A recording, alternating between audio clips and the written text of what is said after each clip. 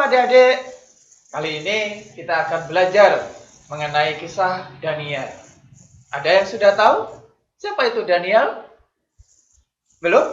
Itu loh, orang yang dimasukkan ke dalam gua singa. Ya, kalau belum tahu, maka mari kita belajar bersama sebuah cerita Alkitab, kisah Daniel bersama dengan kakak-kakak kita. Mari. Adik-adik, adalah seorang yang bernama Daniel. Daniel adalah hamba Allah yang sangat setia. Pada waktu itu, ketika bangsa Israel dijajah oleh bangsa Babel dan dibuang ke dalam Babel, namun Allah telah menggunakan bangsa Persia untuk menyelamatkan bangsa Israel. Yang pada akhirnya ada beberapa orang Israel yang kemudian dibawa ke negeri Persia untuk bekerja maupun juga hidup di sana. Sama seperti halnya Daniel. Daniel pun juga ada di negara Persia. Oleh karena berkat Allah dan juga karunia Roh Kudus, maka Daniel beroleh kepintaran, kepandaian, juga hati yang bijaksana, sehingga ia dapat menempati posisi yang penting di negara Persia. Raja Darius, raja negeri Persia pada waktu itu, mendengar bagaimana kepandaian dan juga kebijakan daripada Daniel ini. Raja Darius selalu berencana untuk menaikkan Daniel ke jabatan yang lebih tinggi, menjadi tangan kanannya.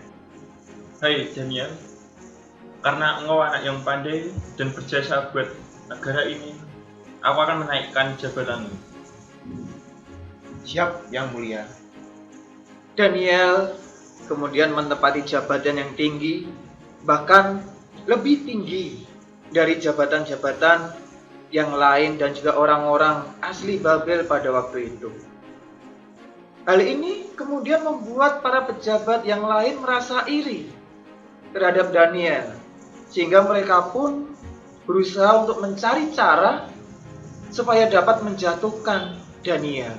Bagaimana ini? Daniel mendapat jabatan yang lebih tinggi daripada kita. Kita harus menjatuhkannya, supaya kita mendapat posisi tersebut. Tidak semudah itu menjatuhkan Daniel. Daniel memiliki kinerja yang bagus, dan dia juga merupakan tangan kanan raja yang sangat setia. Kita harus bagaimana? Setauku, Daniel sangat rajin menyembah Allahnya. Bagaimana jika kita gunakan itu sebagai senjata untuk menjatuhkan dia? Ide yang bagus. Caranya? Caranya, kita usul kepada raja supaya dikeluarkan kiranya suatu penetapan raja dan ditetapkan suatu larangan agar barang siapa dalam 30 hari menyampaikan permohonan kepada salah satu dewa atau manusia kecuali pada tuanku, yaitu raja, maka ia akan dilemparkan ke dalam gua.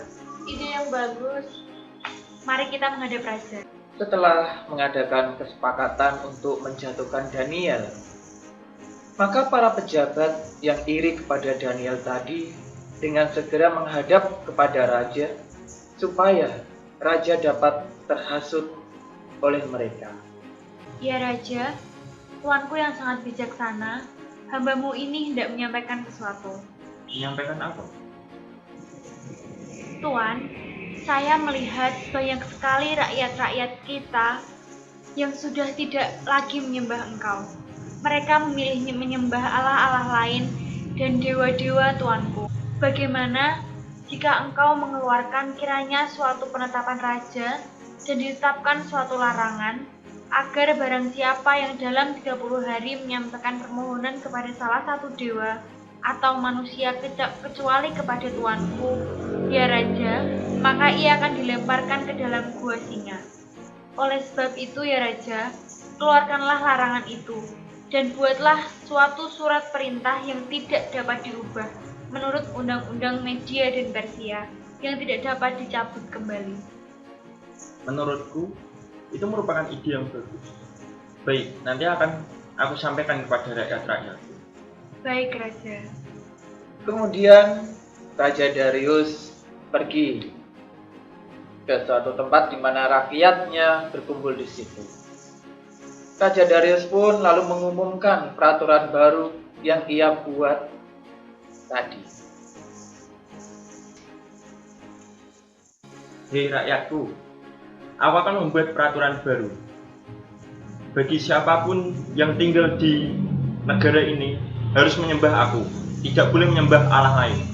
Apabila ada yang ketahuan menyembah Allah lain selain aku akan memasukkan ke dalam gua singa. Mendengar hal itu, Daniel pun merasa sedih. Karena ia sangat mengabdi dan mengasihi pada Raja Darius, namun ia pun juga tetap ingin menyembah kepada Allah. Di tengah pergumulannya, Daniel pun lalu pulang ke rumahnya untuk berdoa kepada Tuhan. Tuhan, aku harus bagaimana ini Tuhan? Untuk menghadapi semuanya ini. Tanpa disangka, para pejabat yang tengah iri pada Daniel melihat bahwa Daniel tengah berdoa kepada Allah. Lihatlah, Daniel sedang menyembah Allahnya. Ini bisa kita jadikan bukti agar kita bisa memasukkan Daniel ke gua sini. Ide yang bagus, mari kita menghadap raja. Mereka lalu kemudian menghadap kepada raja untuk melaporkan Daniel, supaya Daniel dapat dihukum dan dimasukkan ke dalam gua singa. Ya Raja, bukankah engkau mengetahui bahwa sudah ada orang yang melanggar peraturan yang baru saja engkau buat? Siapa itu? Tangan kananmu sendiri, Raja. Daniel. Benarkah itu? Ya Raja, kami berani bersumpah, kami melihat sendiri bahwa Daniel menyembah kepada Allahnya. Raja, bukankah engkau sangat bijaksana bahwa siapapun yang melanggar perintahmu harus engkau masukkan ke dalam gua singa, termasuk itu Daniel. Baiklah, nanti akan aku hukum Daniel. Mendengar kesaksian para pejabat itu, Raja Darius pun sedih, karena ia sangat mengasihi Daniel. Ia tidak ingin Daniel dihukum masuk ke dalam gua singa. Akan tetapi sebagai seorang raja, Raja Darius harus tetap melaksanakan perintah yang ia buat. Maka Raja Darius lalu memanggil Daniel untuk menghadap kepada dia. Daniel, sebenarnya aku tidak ingin menghukum engkau.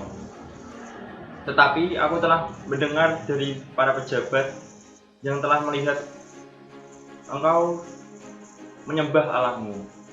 Aku harus dapat melaksanakan peraturan yang telah aku buat sendiri itu. Wahai tuanku, jikalau itu baik di mata tuanku, Tuan boleh menghukum aku. Baiklah, sekiranya Tuhanmu melindungi engkau. Daniel lalu dimasukkan ke dalam gua singa. Di situ banyak singa yang kelaparan yang siap untuk menerkam Daniel. Namun karena Daniel percaya akan pertolongan Allah, maka Daniel pun langsung berdoa meminta pertolongan kepada Allah. Ya Tuhanku, tolonglah lindungilah aku, agar singa-singa itu tidak memakan aku. Raja Darius lalu menutup gua singa tersebut supaya tidak ada orang yang mencelakai Daniel.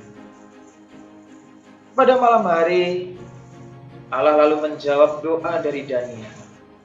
Allah mengutus malaikatnya untuk menyelamatkan Daniel.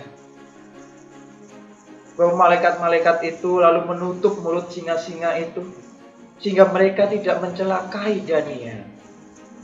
Pada keesokan harinya, Raja Darius bergegas untuk menghampiri gua singa untuk melihat apakah Daniel selamat atau tidak. Daniel, apakah kau masih di sana? Ya Tuanku, hambamu ini masih hidup. Allahku telah menolong aku dari singa-singa ini. Terpujilah Allahmu Daniel. Aku akan menolongmu keluar dari gua singa ini. Raja Darius lalu memerintahkan kepada bawahannya untuk menolong dan mengeluarkan Daniel dari gua singa. Raja Darius lalu memanggil para pejabatnya yang lain karena mereka telah berusaha untuk menjatuhkan Daniel dengan cara yang licik dan telah menghasut raja. Maka Raja Darius hendak menghukum para pejabatnya tersebut. Ampuni hambamu ini, tuanku. Kami tidak bersalah, Daniel yang bersalah. Tidak bisa. Kamu telah menjebak Daniel. Prajurit, masukkan para pejabat ini ke dalam gua singa. Tuan, jangan tuan. Para pejabat yang telah iri pada Daniel dan mengupayakan cara yang licik untuk menjebak Daniel, akhirnya merekalah yang dimasukkan ke dalam gua singa. Raja Darius lalu memanggil Daniel dan diperhadapkan kepada rakyatnya. Hei rakyatku, marilah kita menyembah Allahnya Daniel.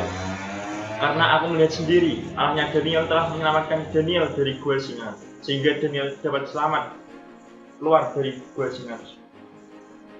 Dan akhirnya Daniel pun bisa hidup bahagia di negara tersebut, melayani Raja Darius dan juga melayani Allahnya.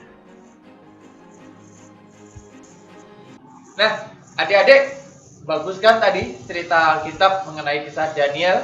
Bagus. Apa yang kita pelajari dari kisah Daniel ini? Ya, Kak Oki, belajar apa dari kisah Daniel, Kak? Oh, Kak Oki belajar bijaksana, adik-adik. Kak Yesi? Apa ya? Kita harus tetap menyembah Tuhan gimana pun kondisinya. Kita harus tetap menyembah Tuhan bagaimanapun kondisinya. Lalu Kak Dendi, belajar apa, Kak? Kita menerima apapun apa yang diberikan Tuhan pada kita. Kita menerima apapun yang diberikan Tuhan kepada kita. Kalau Kak Vivi? Taat. Taat. Kita harus taat pada Tuhan. Oh, kita harus taat pada Tuhan. Ya, itulah adik-adik. Orang kalau senantiasa taat pada Tuhan, dilindungi, diberikan kepandaian, kebijaksanaan, dan juga lain sebagainya. Maka marilah kita sebagai anak-anak Tuhan juga senantiasa taat kepada Tuhan, senantiasa menyembah Dia dan memuji Dia. Tuhan memberkati kita semua. Amin.